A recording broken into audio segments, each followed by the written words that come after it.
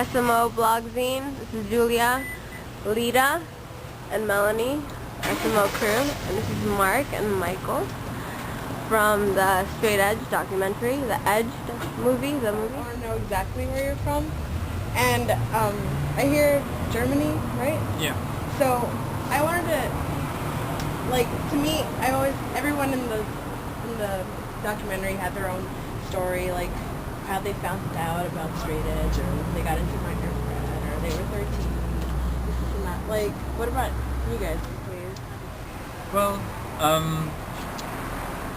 in my family we had kind of problems with drugs and alcohol in general, so I was already.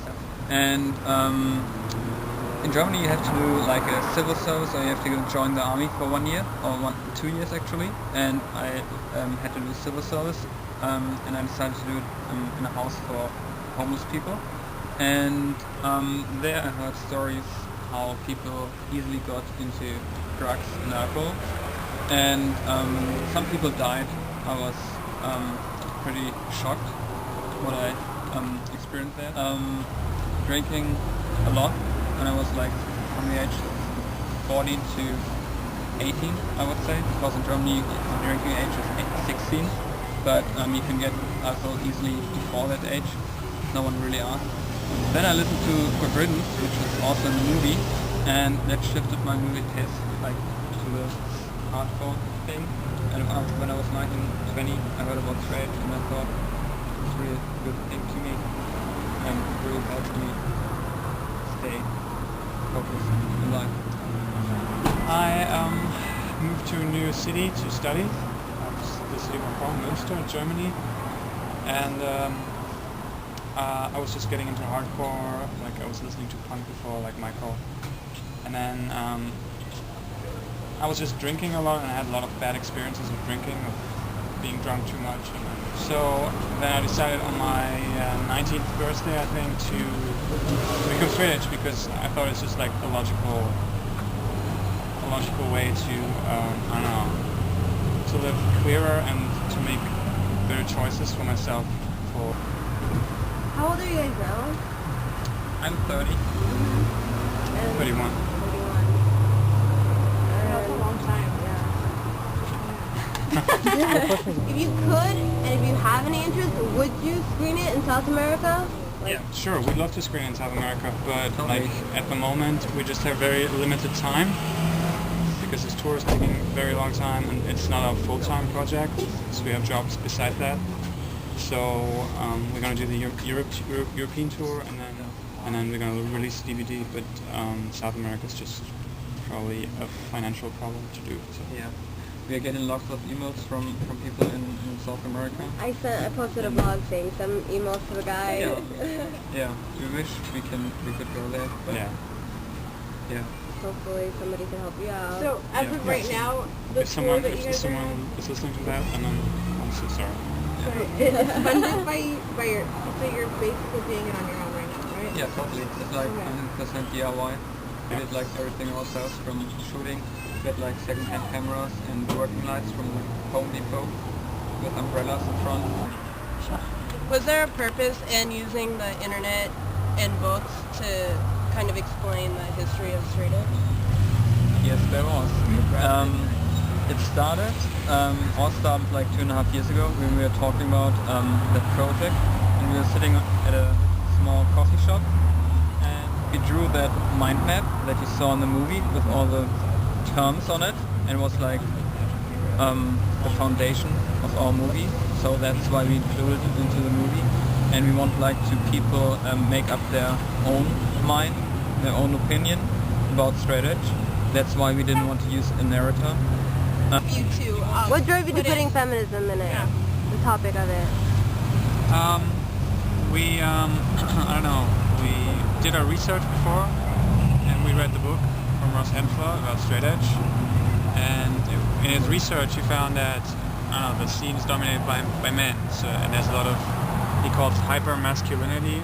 Lots of male dominance. Lots of Machismo. Yeah, that kind of stuff. So we thought it would be interesting to have the perspective of a woman, because to see how they experience straight edge, and they experience the scene and how they integrate themselves within straight edge, and what kind of opposition they face from the male community. And then, And actually we interviewed another female in the straight edge scene, but we couldn't include her in the movie because of the duration. We just had like 80 minutes, 90 minutes, and because I would have liked to have more women. What did you interview? We interviewed Kelly Leonard. She does the homepage X.X, but we couldn't include her. Awesome. Oh wow. But it's going to be on the DVD. What was like your best moment doing this, like doing the movie? Maybe like, let's say, who was the best interview, or where did you have the best time? What place did you have the best time in? Well, I don't know. It's hard to say. I think every single interview is kind of unique because we interviewed like pretty interesting personalities always, and I couldn't say one is better or more interesting. They're all pretty interesting to me. For me, it was Ian MacKaye, because it was really interesting to see, because he started with the song with Minor Threat, and then to see his perspective today, how it all changed, and how he sees it very he's very cautious when he talks about straight edge, because he doesn't want himself associated too much with it, with the whole movement now, or he doesn't even see it as a movement. So Yeah. No, like how was the hardcore scene? How is it over there? Never been to Germany or so.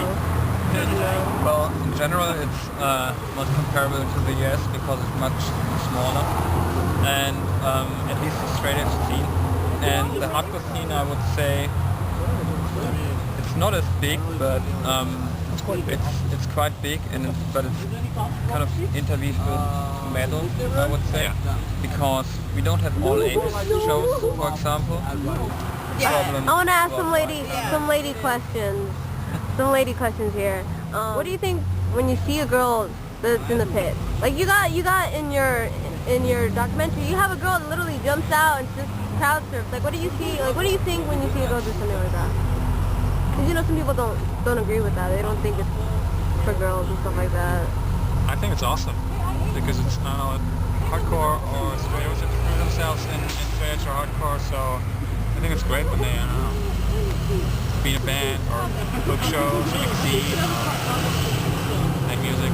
Isn't there like a all-girl straight edge band from Chile or Argentina? Oh yeah. Is there no band called Trust from Argentina? Yeah. Yeah. Them? Alright. Yeah. But for me, I mean, I agree, but I don't think like, oh, there's a girl jumping. It's like, I don't think it's a male or female, just a person. But yeah. Some people don't think like that though. Yeah. I think that mentality is better than I don't know. It just kind of helps it, like the chauvinism and hardcore to like lessen, But we're all equal, So Sure, but it's so rare to see a woman in a band or something. So you think, whoa, there's a female bass player or singer. So I mean, it should be that way. But when I see it, I think it's awesome. It should be more like that. So. What do you think about the word female fronted? I think it's stupid. I mean, one question we get sometimes is why we didn't include Hardline, and that's like. I have to answer why didn't you include Hardline? Yeah, I mean, we didn't include it because I think in the movie we still have criticism regarding like violence and homophobia and stuff, but we didn't want to focus like on Hardline, because I think you can make a whole movie on Hardline, or you have to make a whole movie on Hardline to explain everything, and that's why we didn't include it. Cool. Yeah, and the DVD is going to be out in early 2010, even in South America. Even in South America. Spanish subtitles. Yep. Really? That's good. For sure. I recommend Maybe people to get it. Portuguese, but we'll see about that. So thank you for this, and I hope you the best and get people buy merch and everything. So I hope you the best. Thanks. And thank you for the interview. Thanks for it.